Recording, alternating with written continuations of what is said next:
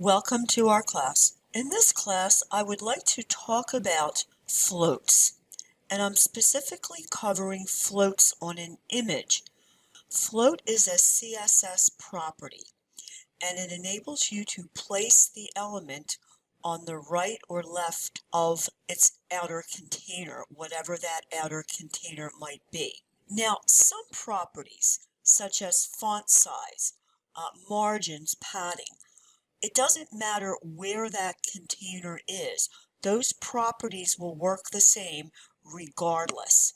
However, floats will work differently depending on what's on top of it, what's on the bottom of it. So they are very specific to the layout of your code. Sometimes they will work beautifully. Sometimes there will be some issues and you'll have to write some code to work with those issues, such as clearing those floats. It's always a good idea to apply one style at a time and then look to see what's happening, rather do everything at once. Now, what we have in the HTML document is what is called the normal flow. So as we lay code on the page, the browser reads it from the top down. So everything stacks on top of each other. So here in our main container, I have a paragraph, an image, a list, a div, a paragraph, and then my footers down here. Everything stacks on top of each other. So if I look at my code, the header first, the navigation, we'll cover navigation later. There's my paragraph, here's my image, here's my unordered list, etc. If I were to code in an inline style, notice everything is smack to the right of it.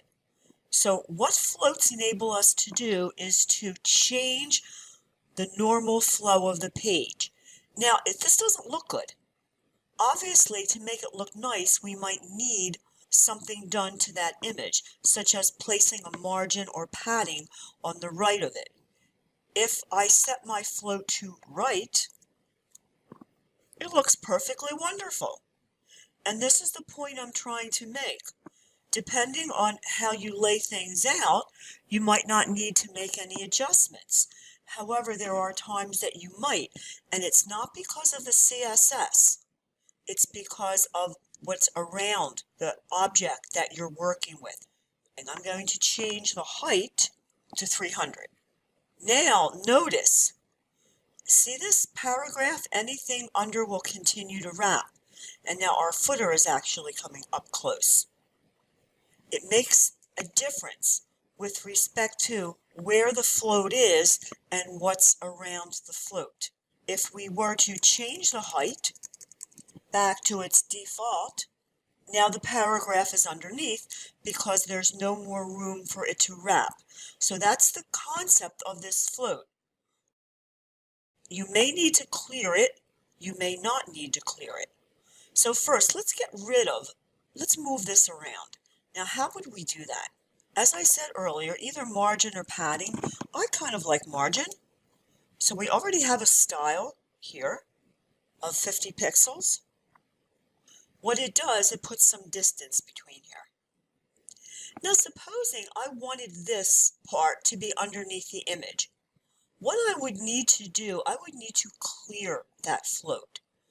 So here again, depending on your layout, there are times when you might need to clear it, and there are times when it will naturally wrap itself. So if I were to access this div here, and I will just do this inline, because the float is set on the left, I will set the clear property to the left, and now we see that indeed it is underneath the image. So this is the concept of floats on an image. It allows you to place what is underneath in the code. So we're looking at the normal flow of the document. This image is here. It allows you to change the normal flow. So if the image is floated on the left, then what is underneath it wraps alongside the image. If the image is floated on the right, what is underneath it wraps alongside it. If the image is floated on the right, and now I have to change this, it will wrap around it on the left. When you look at this web page, you see the unordered list on the left and you see the image on the right. You might think to yourself that in the HTML, the unordered list was coded first. That is not correct. It only looks that way because we have set the float property on this image to right. So here, the unordered list is actually underneath the image. It's not on the top. So when you're laying out your page, please be aware of that. So the rule of thumb is what is underneath the image will wrap either to the right or the left, depending on whether you set the float property to right or to left.